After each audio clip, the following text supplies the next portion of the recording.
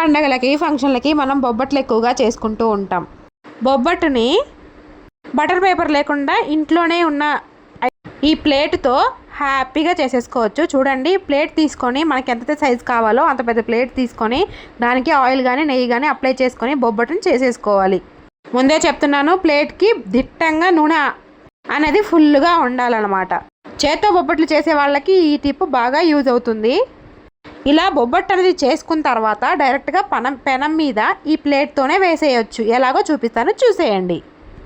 నేను తీసుకున్న ప్లేట్కి మీడియం సైజ్ బొబ్బట్టు అయితే వచ్చింది. చూడండి, ఇలా వేసేసుకుంటే ఈజీగా బొబ్బట్టు అనేది చూడండి ఎంత చక్కగా వచ్చేస్తుందో కదా.